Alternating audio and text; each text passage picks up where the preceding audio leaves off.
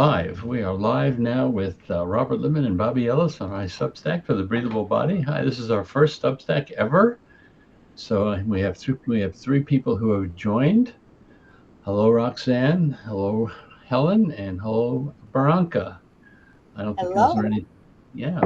So you can write a message in the chat for a question, and anybody else who joins can do the same, but they don't know that until they join. Anyway, good morning, Bobbie. Hi. Hi, Robert. Hi. Bobbie and I are colleagues from many years back. We met in Continuum, I don't know how many years ago, and we were drawn to each other to teach together, and we've been teaching for many years together, including one class that's coming up on Saturday. And my interest here in having a first Substack was to have Bobbie on here because Bobbie and I share a passion for breath, passion for movement. I've done yoga back in the 60s with Satchidananda, and Bobbie has been teaching yoga for many years. And Continuum, did I say that already, for many years together. So we've been teaching together. So here we are. My interest in having Bobbie here was a little bit, and she'll talk a little bit about her background, a long time background with yoga and with movement, like I said.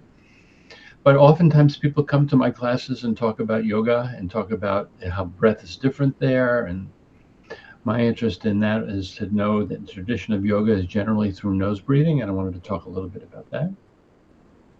And also part of the topic today is, how does breath create movement? Create movement for postures, create movement for everyday life, create movement for our feelings, create movement for our emotions and our thinkings. So with that little background, Bobbie, take it away and tell us a little bit about your background and your interest in where you come from with this conversation. Well, thank you, Robert, for inviting me to do this. I started doing yoga in the early 80s because I had anxiety as a performer. Performing, what kind of performer? I was performing pantomime, children's theater, and singing. And I found that when I would get out on stage, something about my experience I wouldn't be present because I was just too nervous. So yoga had helped me to calm down, to learn about staying in my body, and to use breathing to help with the, let's say, stage anxiety that I was feeling. So it was very helpful. Then I started wanting to teach yoga because it was so helpful to me. So I wanted to share it with other people. So I studied with many great teachers. I don't have to name them here unless you want me to. No, sure, it's fine. Yeah. You don't have to name them. Yeah. And then I met Emily Conrad in 1998. And my whole life changed in terms of looking at movement, looking at breath, and how they come together to create coherency in the body. I think that the difference that I had found in yoga practice and in Continuum, and how they now really relate for me, is yoga was very specific in terms of, you have to do it this way, you have to breathe this way. So it was kind of a closed container. It was important because I don't think that I was really in my body in a certain way. And I don't think I paid attention to breathing other than the breath that I learned through singing, right? So when I came to Continuum, it was really about my direct experience within what I was doing and using sound as a breathing practice, right? It's audible breath, of course. Right. And then what that did is it opened up a whole new world of possibility. So I would say that it shifted my perspective from striving in a yoga pose, striving in doing the practice correctly, to relating to my body within a container of a pose, and starting to feel the quality of breathing within that, and how the breath started to actually move the posture around. That's what I was curious about. Yeah, so rather than me taking my body in certain ways, which I can still do, sometimes that's interesting to do, but how do I stay in a posture and just allow the breath to guide me. And that's a real journey for people. Mm-hmm. And so when I teach a class, I start out with about 15 or 20 minutes of what we call in continuum tracking, just paying attention, just being aware of your own experience. So you get this direct experience of where am I right now? And within that 15 minutes, just noticing all the shifts and changes that happen through breathing, through connecting with the breath, through connecting with the ground, and feeling how breath changes shape. And then how the body changes shape due to the inquiry of breathing. So that was my initial way of starting to consider bringing Continuum into yoga. And now it's just part of what I do. It opens up a couple of questions for me. One is, I think there's a fascination about thinking about sitting for a few minutes, just to tracking what's going on. And then to notice how much everything changes breath by breath, almost. And things are not static. We can't just, if somebody says, well, how are you? You've got one answer to the question. But if you sit for a few minutes and feel what's going on, there's a multitude of answers, and they're complex answers. Yes. So it speaks into that, for me, no two breaths are alike. And so things are constantly changing. It's a beautiful example of change. The other thing that it makes me think about is, which I lost the train of thought, but I'll go back to this, that when I did yoga in the 60s with Satchidananda and his group in a West Side studio in New York City, it was pretty rigid work. But one of the things that they said was the reason you're here is to take the tension out of your body, so that your mind will be more at ease, because tension makes the mind get really noisy. So over the years, I really have spent a lot of my time teaching around how tension limits the potential of breathing. So getting rid of the tension in the body also makes breathing easier. And so many people, myself included, have come to me and talk about Shavasana, the last pose in yoga at the end of an hour and a half of practice, that they go, I don't even know if I'm breathing anymore. Breathing becomes so small and so infrequent, if you will, because there's tension is gone from the body. So I found that with Continuum as well, that it wasn't it was, yes, the movement, but it was also the permission to allow those feelings that you're talking about for sitting for a few minutes, emotions or other kinds of feelings. Emotions and feelings are a little different. There are primary emotions and there are affect emotions or feelings. And once those arose also, and I got to meet some of the things that were arising in my body that I hadn't even noticed I felt before, or getting comfortable with feeling, that reduced some of my tension. Exactly. So I'm no longer bracing against feeling something. Right. And you become more comfortable with the inner life, right? Which is what yoga is really about. If we look at the 8 limbs, which is asana is only an eighth of the 8 limbs, and asana is the posture part. Then you have pranayama, which is another eighth. And the other 6 limbs is really about you're relating to your inner world. Right? And so when you talked about tension, I want to just back up a little bit. Sure. So we have to think about, what is tension? What is it? It's compression in the body. Mm-hmm. It's compression in the mind. We might be holding around some emotional content that we're not even aware of. So in yoga, we call that the edge of sensation. The edge of sensation? Edge, yeah. So you're going in a movement, right? And you come to perhaps what you might consider a barrier or something that's just compression, right? A lot of practices would suggest that you push, you motivate yourself there. So if we shift perception from striving motivation forward through that compression to, let me see if I can be aware of breathing right here. Right. When you say right here, can you elaborate when you mean right here? At that edge of experience, right? Where I'm noticing the compression. If I start to relate to that place through breathing, in Inhaling, exhaling. What starts to happen is what I'm considering solid starts to be particular. It starts to have some space in it, some movement, some possibility. And it's done through, oh, I just lost you. There you are. It's done through interest. It's done through relationship to what's happening, rather than I just want to get through this so I can get to the other side so that I can do what we call enlightenment or liberation in yoga, transform.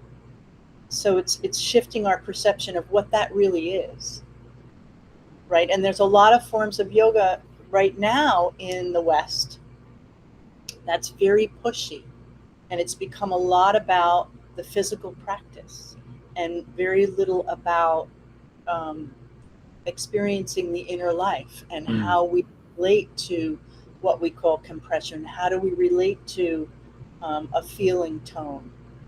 Because I think that for me, that's really where things start to shift. And the breath is so important.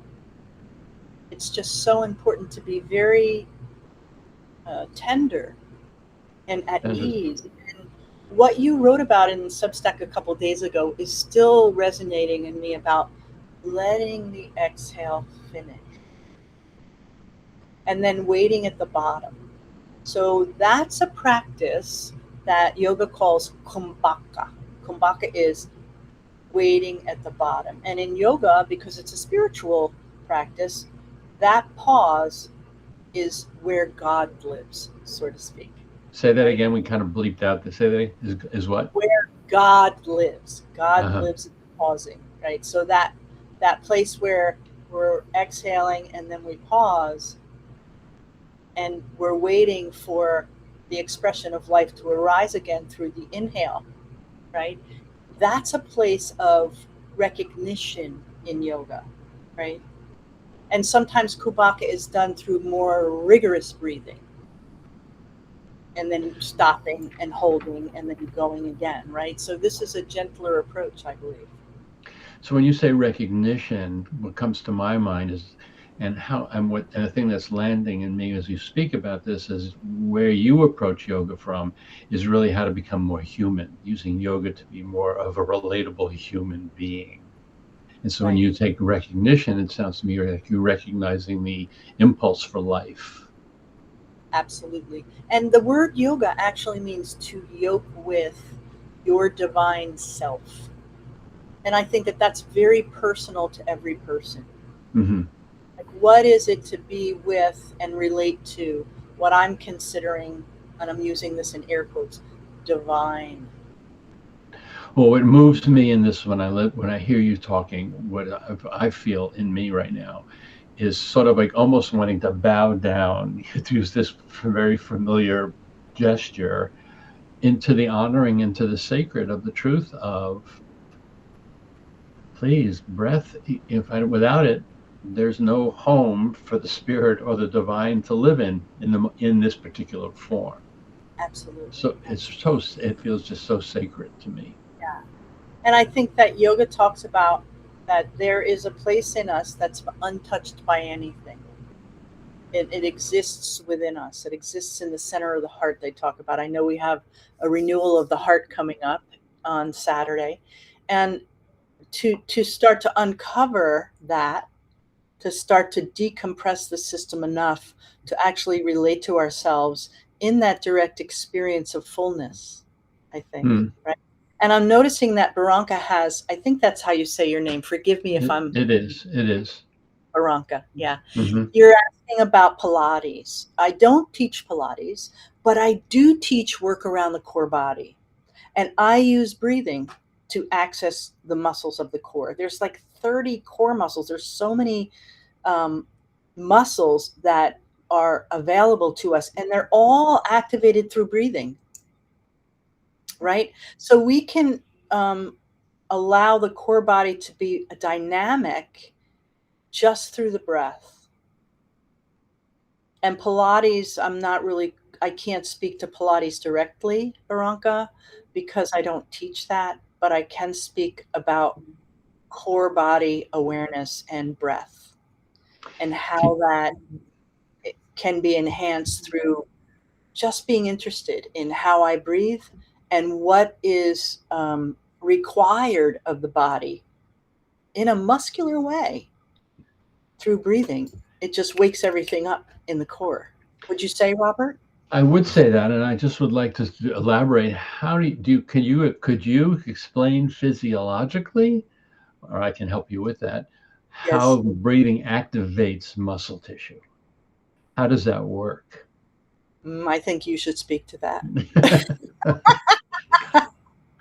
I think well, it speaks to what you were speaking to about merging breath consciousness with where you're working. Like in my words in my book, we're breathing with. So I breathe my breath into relationship with that particular muscle body or area of muscle.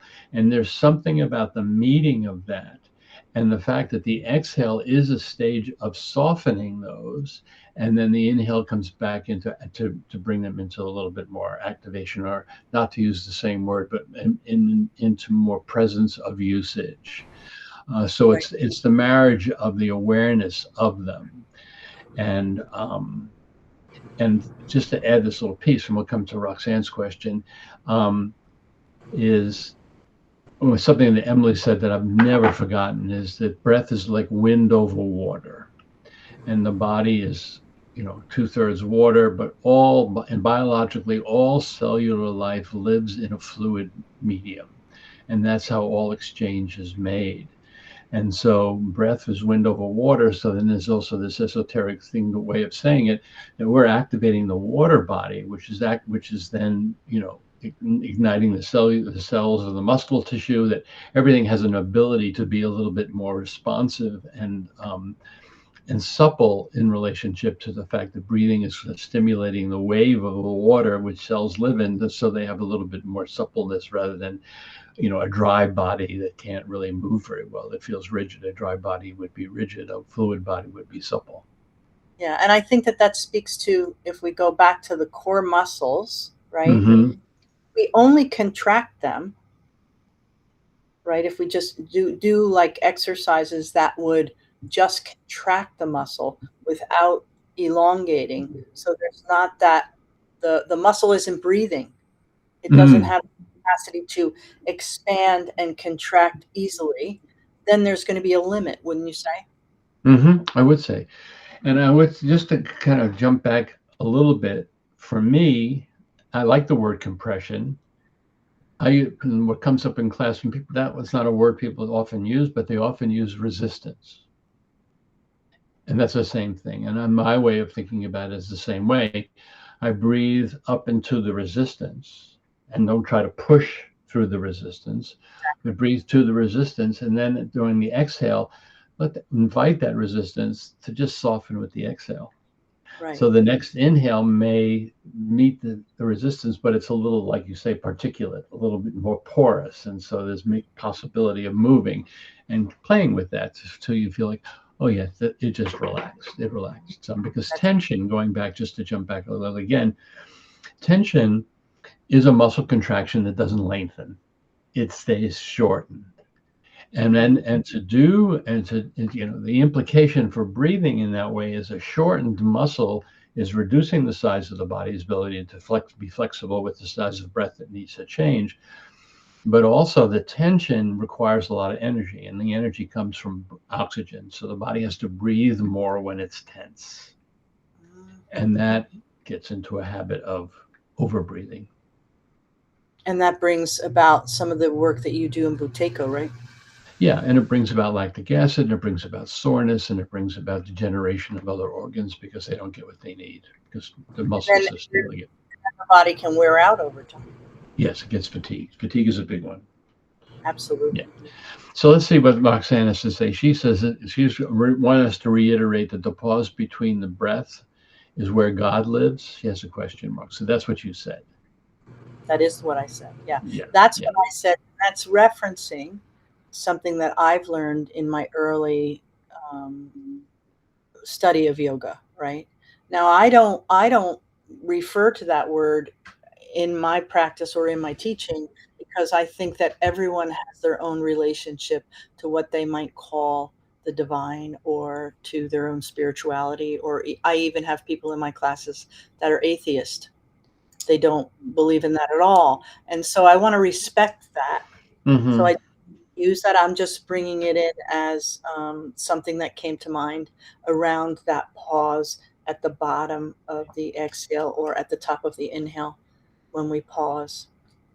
So I have another. I'll give you another take on it. One that I enjoyed from reading the Radiant Sutras, and actually in my own exploration. But so we talk about the inhale. The inhale comes in, and we're in the inhale cycle. We are living a moment of life. We are manifest. We are animated. Breath is here. Spirit is inhabiting our body. At the very peak of the inhale, this takes a lot of concentration or attention anyway. There's a moment when our awareness goes out into everything, everywhere, all at once. We come into the exhale. We are carrying in the exhale what awareness is seen out here and what we have lived in that last moment of the inhale. So we go down to the pause in the exhale where the mystery lives. And my way of thinking about it is there's an organization happening, an organization of looking at what we just lived, what did we just see, and what do we want to manifest now? Right. So And it becomes brand new. This makes me think of something in yoga where they talk about that you have everything you need to get through this life. You just have to access it. So there's something about that that made me think of that. And I want to talk a little bit about time and the flexibility of time, right? So let's say in a traditional yoga class or in a yoga class that wants to has some sort of rhythm to it that we're going to do this, this, this, this, and this, right?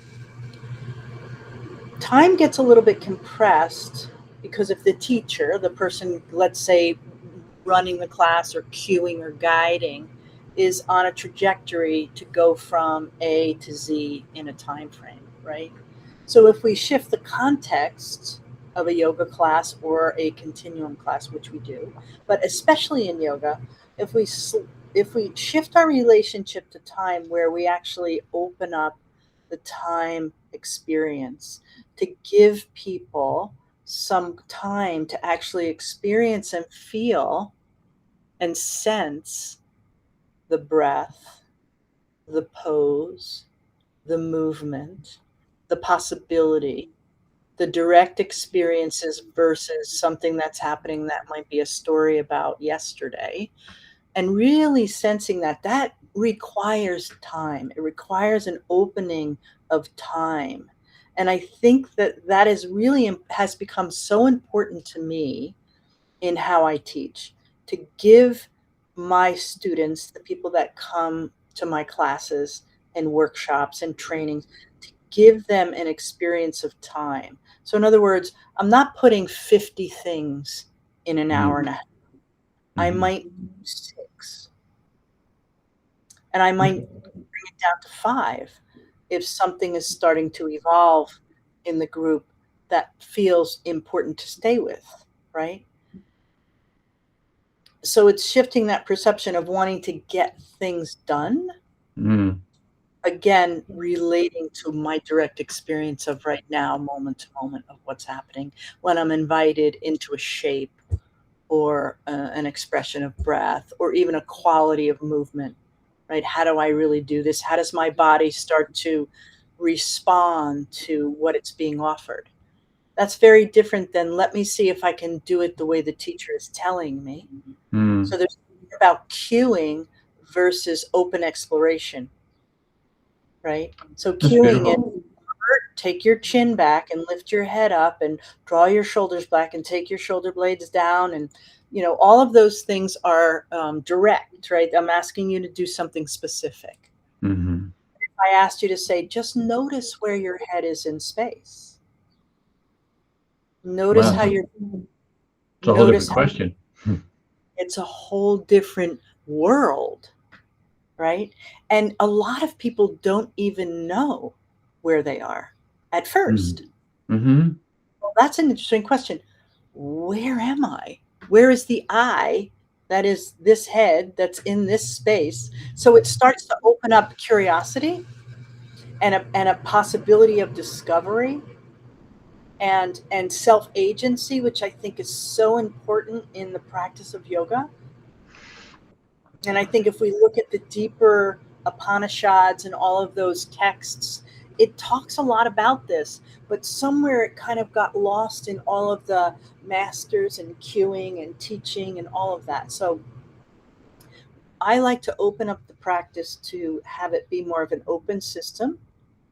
And I Mm-hmm. also want to move things forward in yoga because it needs to breathe a little bit, no pun intended. And then Mm-hmm. also look back at more ancient things that have got washed away. So it's both and for me. Yeah, that's just really beautiful. It makes me think about it. It's almost as if it's a trauma-informed yoga because you're asking people to sense some stuff, sense like where they are in space, not stuff, but where they are in space, and also with the permission to stay within your window of tolerance.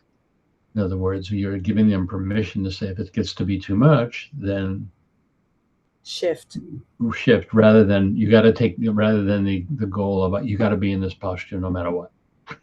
Yeah. I can tell you this story about a workshop that I went to. This was many, many years ago, probably in the early 90s. It was a really high level yoga teacher. Okay. And he was teaching very, very difficult asana. And he started just performing the asanas in the front of the room.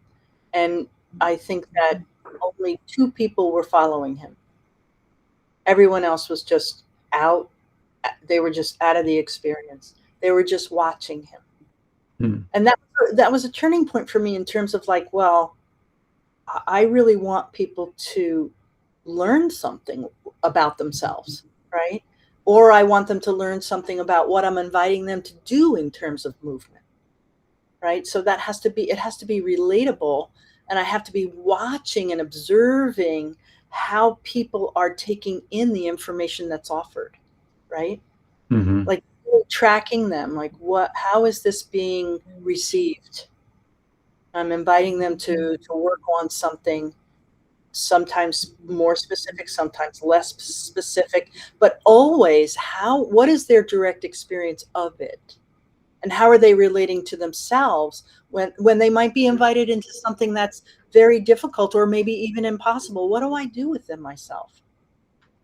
How do I force myself? Do I half injure myself to do it? Do Mm-hmm. I just pull back completely and just go away? So where's the ground that we can stay in? And it reminds me of this workshop that I went with Emily. Um, this was before I was a teacher. I was a participant, and I came up against something inside myself that was very difficult. And I started questioning, why am I here? I have to go home. I have to leave. It was all those things, right? And so I went to her on the break and I spoke to her about it. And she said, I know you know this line, just stay the course. Mm-hmm. If you need to lie down, if you need to just observe other people, if you need to rest, if you need to come in and out of what's being offered, all of that is possibility. But just stay with yourself. And that was really, really important for me.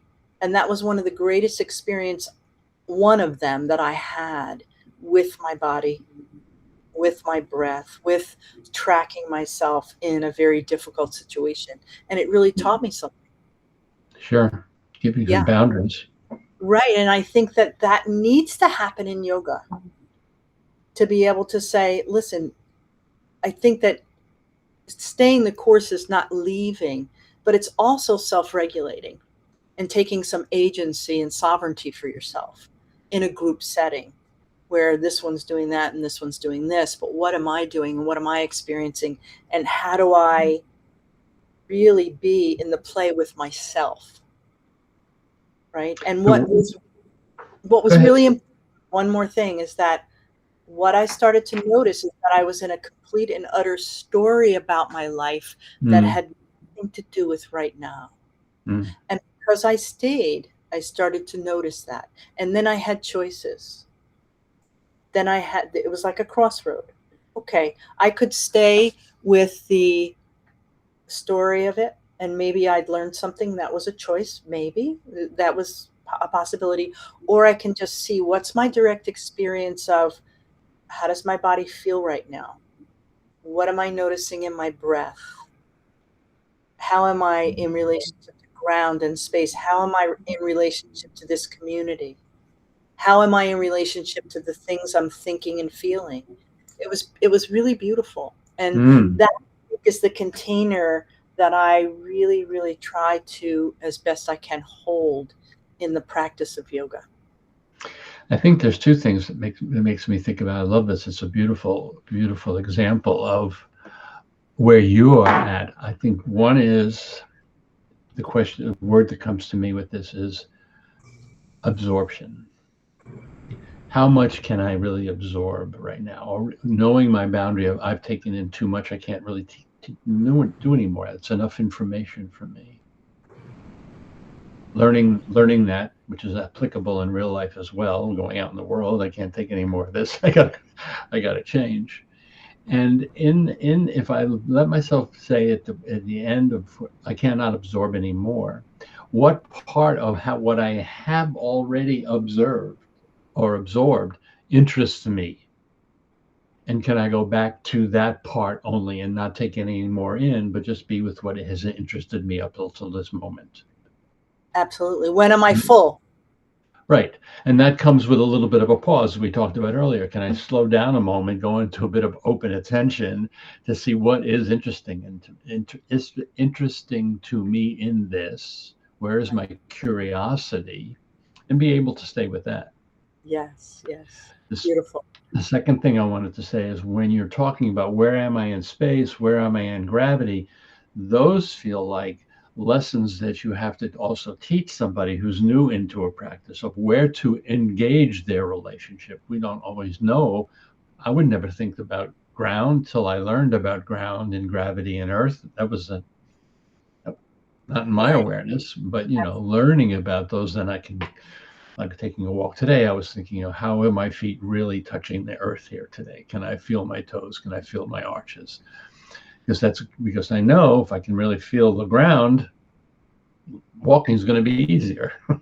Yeah, and you're permeable to the gravitational field. So the more that you're in relationship with it, the more it can support you through what you're doing. Because it's the original partner in movement is ground. The baby is when the baby is doing all those little tiny micro movements Sure. in they're orienting to gravity, right? And then they get the impetus to start to reach and draw their body up into space, right? So those original places of development are still important to revisit and re-meet as an adult throughout our whole lives. Mhm. Because good movement, and I say that like, I don't even want to use the word good, but let's say coherent movement comes from those places of relationship. And I want to just get to what Helen is saying about transmission. Yeah, That's I just the saw word. that. And I think it's really important to recognize I mean, Robert and I sat beside a master, I'll call her that, Emily Conrad, for a Clearly. long time, and we got transmission from her. We did. And I got transmission from some wonderful yoga teachers. So, Helen, you are absolutely right about transmission. I think that it's important. A teacher can have something that they transmit to you on a nonverbal level. I think that that's really important. And it's also important that you start to develop your own resourcing so that it's not just having to go to the master, that you start to have something in you that you can access as well as gaining something from a teacher. Does that make sense?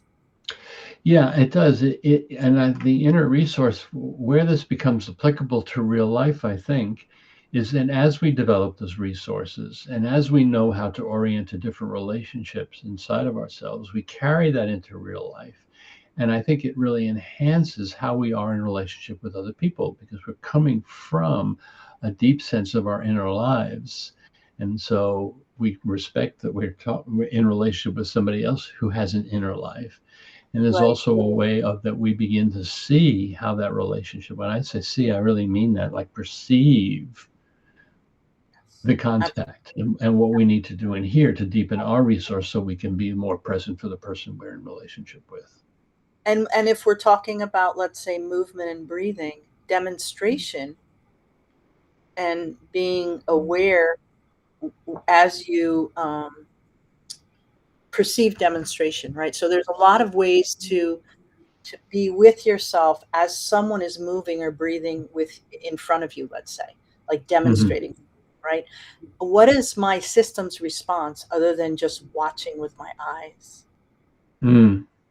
Like if I were to be with you, Robert, and you're teaching, let's say, a breathing exploration, I'm tracking my own breath in Mm. relationship to your teaching, and 9 times out of 10, my breathing will change, and it may actually start to become similar to what you're doing because it's mirror neurons, right? We're reflecting each other all the time.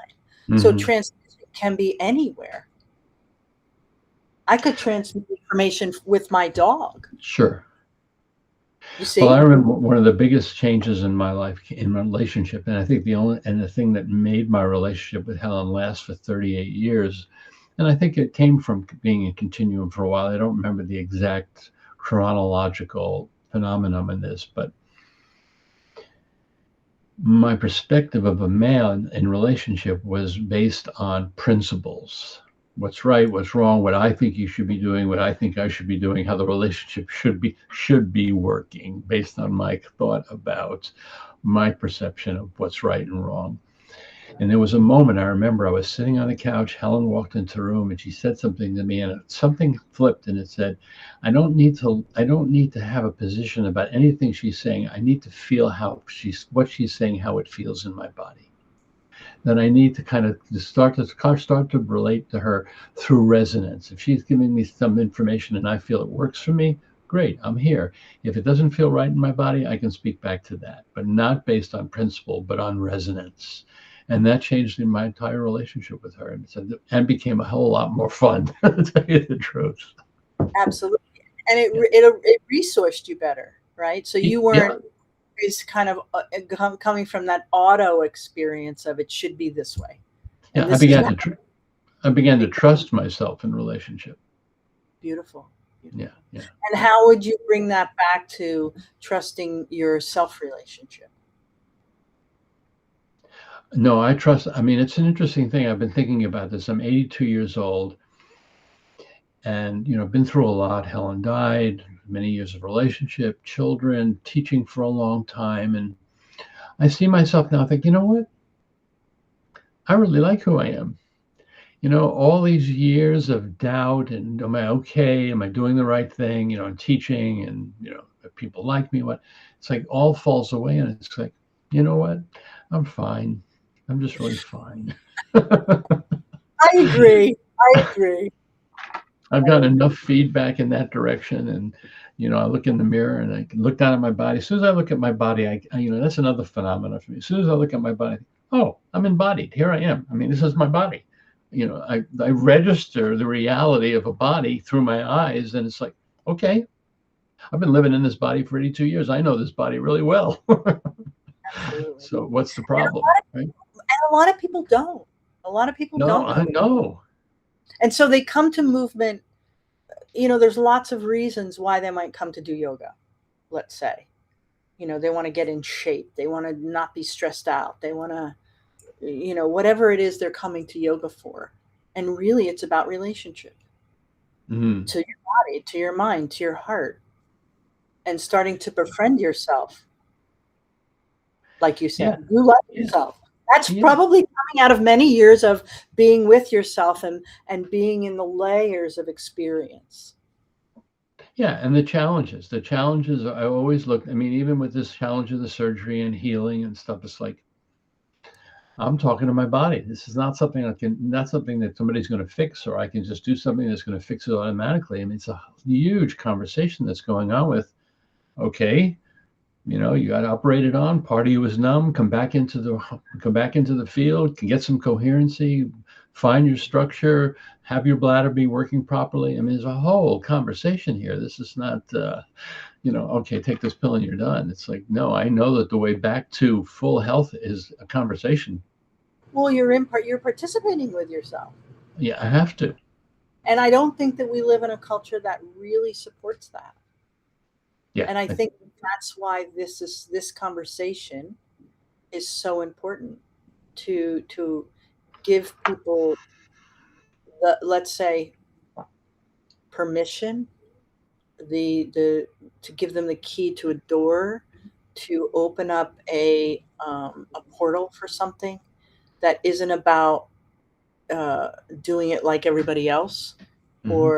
or just ignoring signals, and then noticing what signals might be just patterns, and what signals are important to follow. And those are really important too, because the nervous system loves patterns. It likes to follow patterns. So Sure. I like to give the nervous system new patterns rather than keep the old ones going, although some of them can be helpful, right? Repetition is not necessarily bad. It teaches us something, but then there's a limit after a while. That's why nuance and novelty and opening to the vector of new experience can be a process of real growth. Yeah, I just want to add to that piece, or yes, that the flexibility, because since Helen died and I've had to make new friends here on the island myself, I'm using the same phenomenon. Who resonates with me and who doesn't, and I'll pick those friends to be friends with, the ones who I resonate with. Yeah, yeah, Yeah, and my ability to resonate and be willing to sit with, how am I feeling when I'm with this person? right. Yeah. Mhm. And the other thing is, I just want to challenge that a little bit, if you don't mind. I don't mind. Like, how do we um, learn, resource, track when we're in an environment where we're not in resonance? Like, can we be interested in what's happening? Are we not resonating because they're triggering something in us? Good question. If I work with, perhaps, because I've done this, if I work with the trigger a little bit, triggering meaning this is stimulating something that reminds me of something else. Hmm. That's really what triggering is. If I'm in a direct experience with this person and I keep kind of like smoothing over what I might consider not resonating, is it really about trigger, or am I really not resonating? So there's this place of inquiry. Mm. I do believe, because I think that if we, that tribal consciousness of just being with the people that allow us to feel a certain way doesn't give us greater movements, because when we're in difficulty with people, how do we navigate that? That's a great question. And so then that comes back to a yoga pose, or a yoga experience. Like, when I'm in a difficult situation with my body, mind, heart, I got to get in the boat. I got to start learning how to navigate the water of what I'm experiencing. And it makes me real, we have to learn to surf. Sometimes we have to learn to float. Sometimes we have to learn to dive a little bit more deeper under the water. Sometimes we have to learn to move with the current that's happening, right? So it's all water referenced. Beautiful. You see what I mean? So when we are around difficult people, because I don't know about you, but I can be around difficult people sometimes. Yeah, I mean, the fact that they show up in the field, you mean? Yeah. Or even just people in my family. Hmm. Like, they're just rubbing at me. There's something it's like a little sandpapery. Hmm.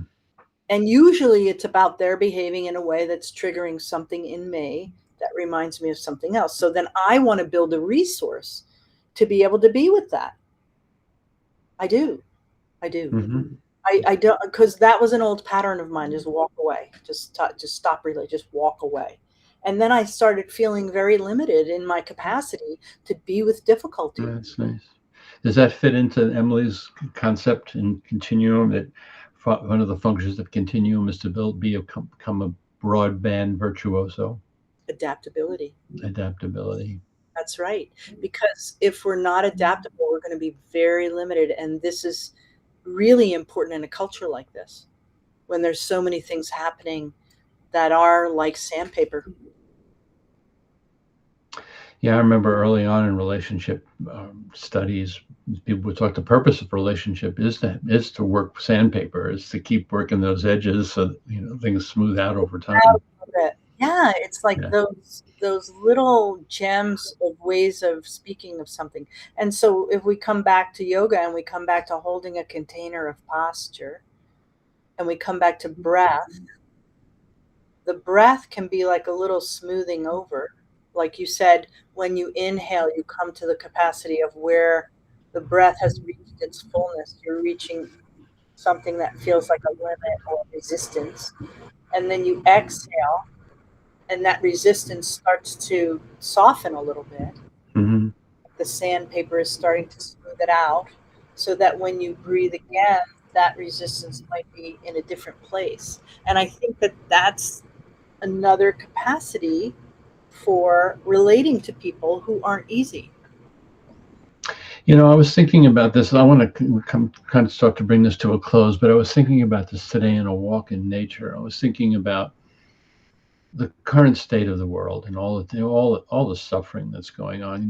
The whether we agree with the politic or not agree with the politic, there's a lot of suffering going on, and I just noticed that, I want to feel it. I want to be in relationship to it, but there's also so many other things to be in relationship to, so they don't have to be so overwhelmed by it. Because the question is, I'm overwhelmed by what's going on in the world. Now I'm fortunate. Now I get to walk my dog in a forest and feel the aliveness of everything that's around me. And I thought, well, that's probably part of my practice going to be from now on. What else can I relate to? Just like you said, where's my body? Where's this? Where's that? What else in my world can I relate to that allows me to receive some pleasure and joy, as opposed to only focusing on one part of it?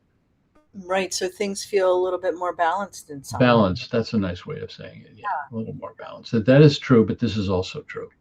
Absolutely. Yeah. Yeah. Well, I think this has been wonderful. I thank you for joining us. Are there any last words, Bobbie, we want to put in here? Except maybe a little self-promotion, huh? You and I are going to be teaching on Saturday together. In the Renewal of the Heart, which we're looking forward to, a 5-hour class, a continuum class, one of a series of 3, another one in October. Anything you want to say about the Renewal of the Heart? I want to say that it's a living capacity of never-ending inquiry around when we start to relate to the heart, renewal happens.